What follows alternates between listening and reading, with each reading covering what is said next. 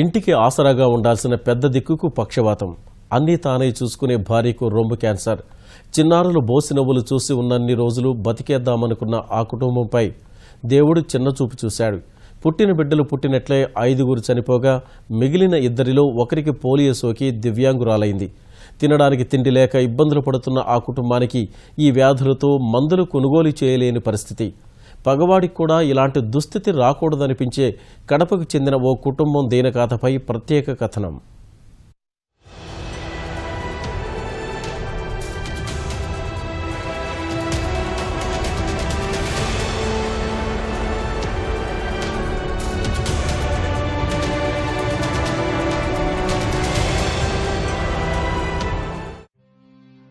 కుటుంబంలో ఒకరికి అనారోగ్యం వస్తేనే తల్లడిల్లిపోతాం. అదే దీర్ఘకాలిక జబ్బు చేస్తే మందులని, ఆస్పత్రులని బోలెడు ఖర్చవుతుంది.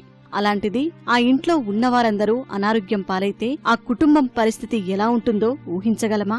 కడప రామకృష్ణానగర్కు చెందిన ఓ కుటుంబం అదే పరిస్థితిని ఎదుర్కొంటోంది. పూట గడవక చాలా ఇబ్బందులు పడుతోంది.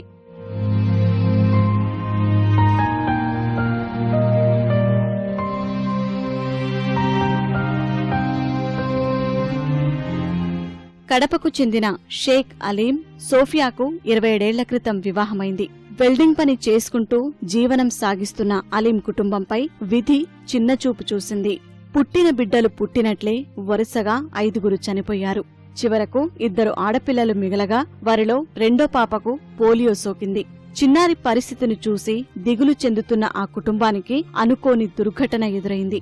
సోఫియాకు రొమ్ము క్యాన్సర్ ఉందని తేలడంతో అలీం చాలా కుంగిపోయాడు. ఇవే ఆలోచనలతో కుమిలిపోతున్న ఆ కుటుంబానికి దేవుడు మరో పరీక్ష పెట్టాడు. మనోవేదనతో సలీం పక్షవాతం బారిన పడ్డాడు. ఆ కుటుంబం రోడ్డున పడింది.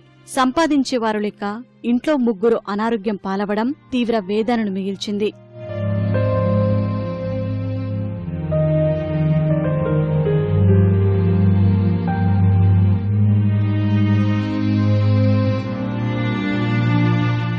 పిల్లలందరూ చనిపోయినాడు.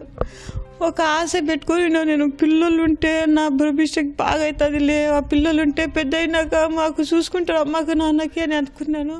పిల్లలందరూ చనిపోయినాయి. ఈ పాప ఒకటి, మళ్ళీ ఒక బాబు ఉన్నాడు.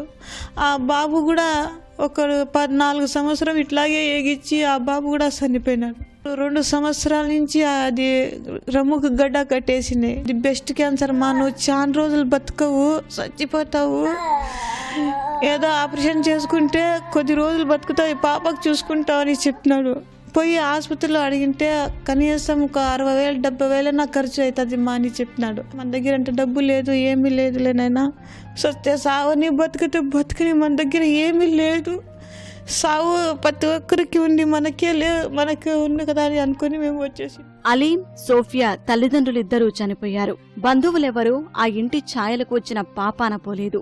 వీరి దీన గాథను చూసి స్థానికులు దయతలిచి ఏదైనా సాయం చేస్తే ఆ పూట తింటారు, లేదంటే పస్తులుంటారు. తమకు జరగరానిది ఏదైనా జరిగితే చిన్నారుల పరిస్థితి ఏంటని ఆ తల్లిదండ్రులు కన్నీరు పెట్టుకుంటున్నారు.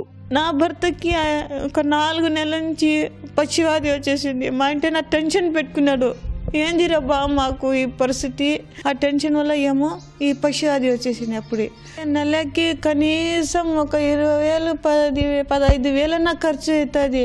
కానీ ఈ పాపకి కనీసం 3,000-4,000 డబ్బులు ఖర్చు అవుతుంది. ఈ పాపకి మా ఇంటికి కూడా 4,000-5,000 ఖర్చు అవుతుంది నెలకి.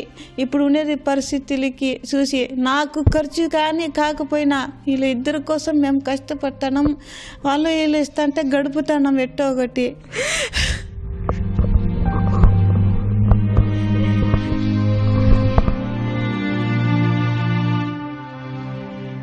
పూట గడవడమే కష్టంగా ఉన్న అలీం కుటుంబానికి మందుల కోసం నెలకు 15,000 రూపాయలు ఖర్చవుతోంది. దాతల సాయం కోసం అలీం కుటుంబం ఎదురుచూస్తోంది.